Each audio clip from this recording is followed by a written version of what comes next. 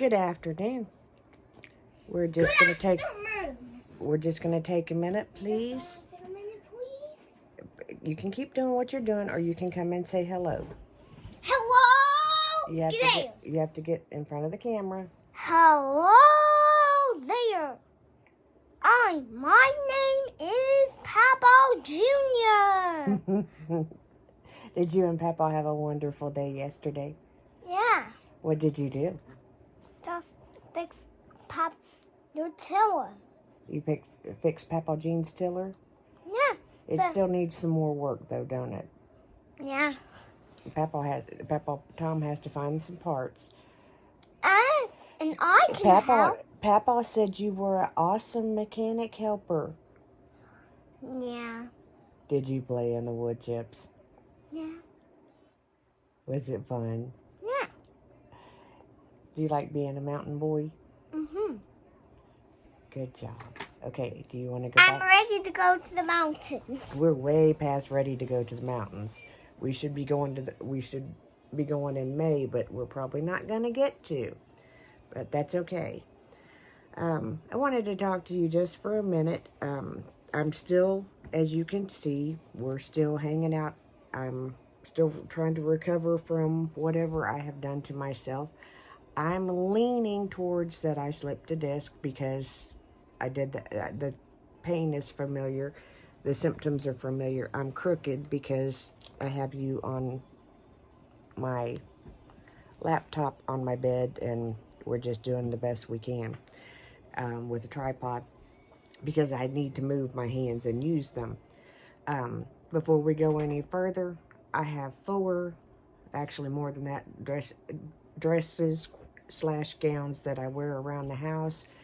2 of them are the same pattern.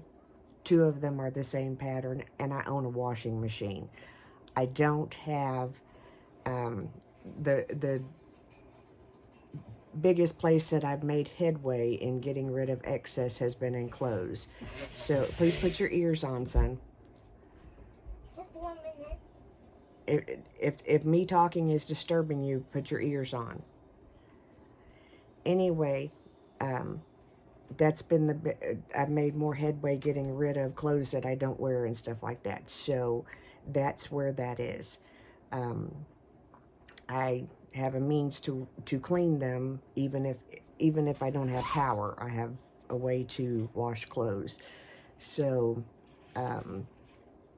anyway, I wanted to get into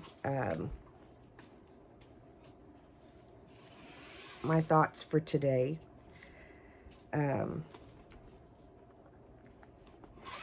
And a lot of it has to do with me, and it has to do with where I've been the last few days, because I've been in some severe pain. Now, when I say that, I'm not diminishing anybody else's pain. I'm just telling you what factored into. I have an analogy that I use quite often, and it is, if you have a fire and you take one of the elements away from the fire that creates the fire will go out. Well, I haven't been applying that personally to my life. So this is my, I guess, repentance, owning my behavior, working my steps for recovery situation video. And the thing that I found myself doing again was pushing people away. Now, some things happened that were misunderstandings, but I found myself just, I opened up enough to admit that something wasn't right, but I didn't go any further. It's like, everybody can read my mind. No, they cannot. In the course of my story, we'll get into some other things, but especially during this quarantine, something that's come to the surface several times has been that I'd just like to have a drink. I don't drink. I haven't in years. I decided it was a bad path for me to go down years ago. So I quit doing that. And I don't, and when I say that, I don't even have like a glass of wine or anything like that. I don't, because it's not for me. It's not healthy for me. Some people can do it. Matter of, some people can have a glass of wine or two or three with dinner and be fine. Some people can come home from work, have a beer, and go on to bed and be fine. I can't do that. And before it actually got to a different, I also can't do it because of my medication. So before, when I saw these signs, I took it on my. I took it on to myself. I'm speaking. I told you to put your ears on if you're gonna. I told you to put your ears on. Just a minute. I told you. Anyway, hang on. Okay, I'm sorry.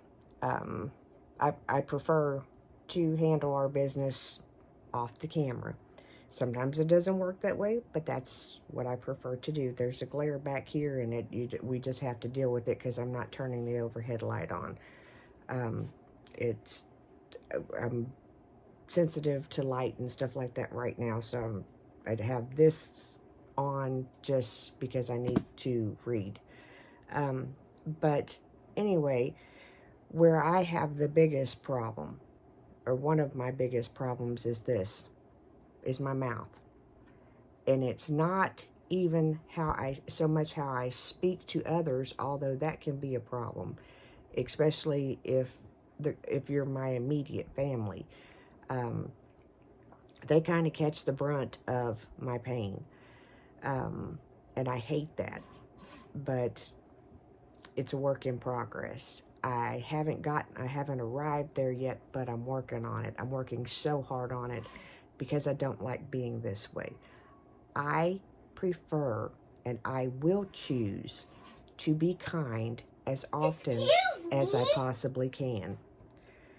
The reason being is that I am responsible for my behavior. Nobody else is. I'm responsible for being compassionate. I was once where a lot of people are. And if I can give them an encouraging word to help them along their journey, I'm going to do it. Otherwise, I'm going to pray for them, even if they're the most disliked person around. Now, in getting to addressing things with my mouth, I jumped into Ezekiel earlier, and this is just a little passage that, as I was flipping through trying to find something to redeem myself, he's going to continue to do this, and we're going to ignore it. In the 5th verse of Ecclesiastes, starting with verse 1, it says, "Keep thy foot when thou goest to the house of God, and be more ready to hear than to give sacrifice of fools, for they consider not that they do evil. Be not rash with thy mouth." Oopsie, preaching to me. "And let not thine heart be hasty to utter anything before God. For God is in heaven, and thou upon earth. Therefore let thy words be few." I am a horrible person and I like everybody else, I say, "Oh, I got this from my dad. Oh, I got this from my mom." I got the temper from my dad. However, when we were during our Celebrate Recovery, I can't go back because it's on my phone. I'll put it in the video. If I took a picture of it, I can't remember. But it said, there was a quote that said, "It runs in the family until it ran into me." And what that means is that, yeah, it was a behavior that was in the home that I grew up with, and that behavior was learned, but I have the ability to change it and stop it. And that's what I'm working on, because I don't like that. So, we're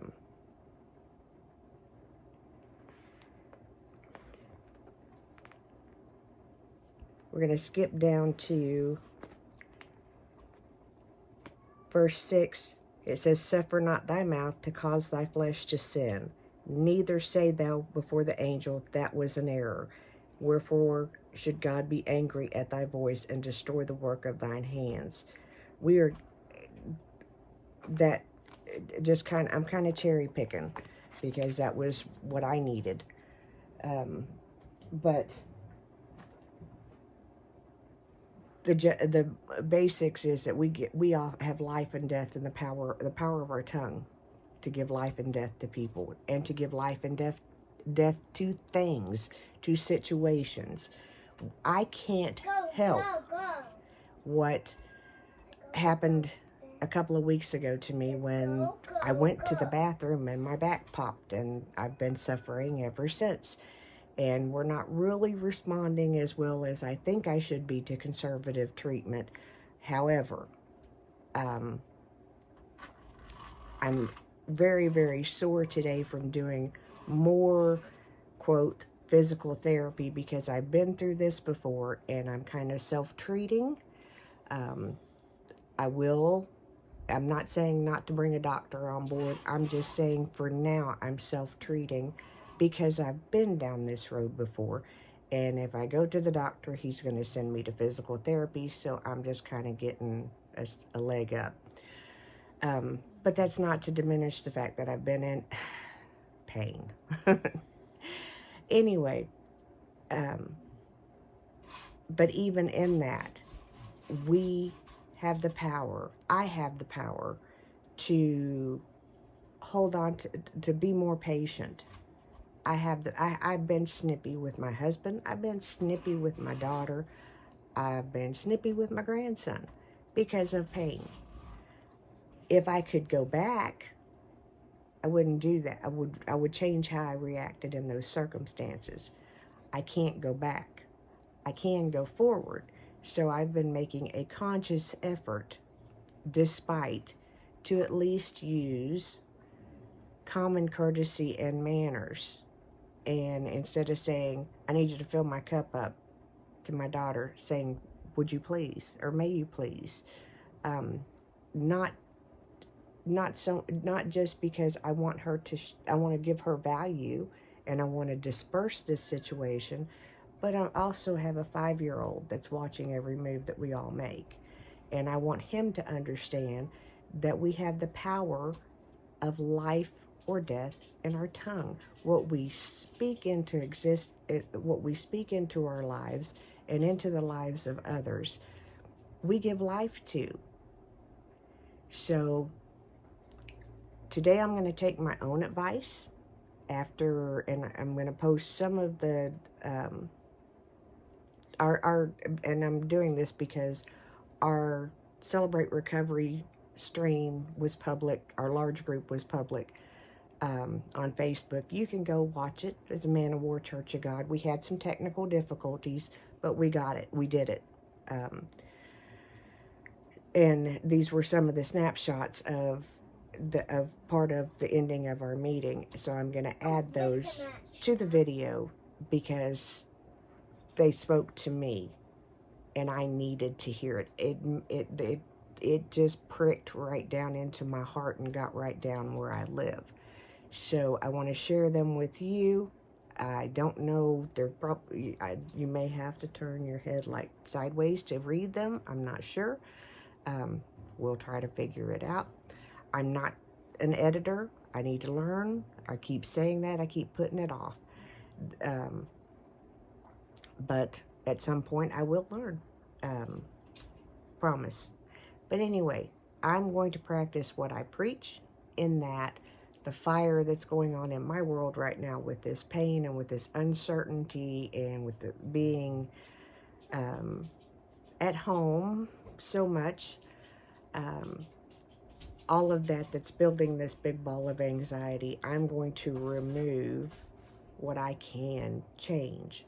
And what I can change is my reaction and how I react to it and how I am treating those around me. So that's all that I have for you today. I hope you enjoy the next few slides. If you need to stop the video and read them, I'm going to also be adding our serenity prayer to the end of it, because on my mug that Sunbury Housewives did for me, that Shell did for me, it says reasonably happy hour on the back of one of them, and you'll see where I got that from. So y'all have a great day. Remember, I am the mayor's daughter. And I'm the mayor's great-grandson! And we love you oh so much. Please tell them to like, comment. Are you not going to do it? I must say. Okay. If you like this Boys in the Monster Machine. No, we're not doing all that. If you like this video, give me a thumbs up, like it, subscribe, share it. Have a great day. I'll see you. Bye.